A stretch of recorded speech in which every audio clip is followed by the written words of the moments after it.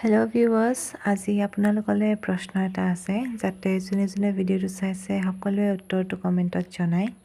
প্ৰশ্নটো হ'ল যে মানুহ এজনে নিজৰ হেল্থৰ কেয়াৰ লোৱাটো, স্কিন, চুলি, হেল্থ যি কি নহওক কেয়াৰ লোৱাটো অকল কি ছোৱালী মানুহৰে কাম বুলি ভাবে নে এইটো বেচিক নিডছ হয়? মতা মানুহেও জানিব লাগে, মাইকী মানুহেও জানিব লাগে, ল'ৰা ছোৱালী, বয়সস্থ মানুহ, ডেকা মানুহ সকলোৱে জানিব লাগে বাৰু।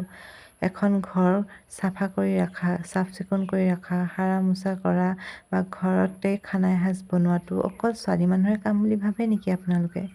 নে এইখিনি বেচিক নিডছ হয় যোনখিনি সকলোৱে জানিব লাগে? আজি যদি ছোৱালী এজনীয়ে দূৰলৈ পঢ়িবলৈ যায়, ৰুমত থাকেগৈ, নিজৰ খানাটো নিজে বনাব লাগিবনে বাৰু?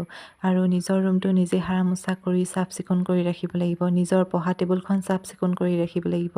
সেনেকৈ ছোৱালীৰ ঠাইত যদি ল'ৰা এজন দূৰলৈ যায়, কোনোবাই কি কৰি দিব নেকি সেইখিনি কাম? সিওতো নিজেই কৰিব লাগিব। বা আজি ল'ৰা আৰু ছোৱালী এজনৰ বিয়া হ'ল, নতুনকৈ নিউলি ৱেড হয়, হাজবেণ্ড এণ্ড ৱাইফ হয়। মতা মানুহজনৰ গাটো ঘপককৈ বেয়া হৈ বিচনাতে পৰিল বোলে, মাইকী মানুহজনীয়ে গোটেইখিনি দায়িত্ব লৈ ধুনীয়াকৈ কামখিনি কৰে।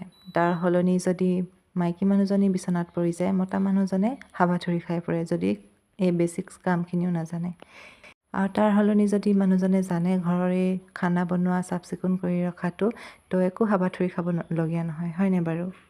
সেইবাবে সৰুৰ পৰাই ল'ৰা আৰু ছোৱালীক সমানে শিকাব লাগে যে এইখিনি ল'ৰাৰ কামো হয়, ছোৱালীৰ কামো হয়, যাতে তাহাঁতি ডাঙৰ হয় এইখিনি থিংকিং নাৰাখক মূৰত যে এইখিনি আমি কিয় কৰিম, ছোৱালীৰ কাম হয়, বা এইখিনি ল'ৰাৰ কাম হয়, আমি কিয় কৰিম বুলি। এইখিনি জাষ্ট হৈছে চ' কল্ড ছ'চাইটিৰ থিংকিং। মোৰ মতেতো এইখিনি বেচিক নিডছ হয় যোনখিনি সকলোৱে জানিব লাগে।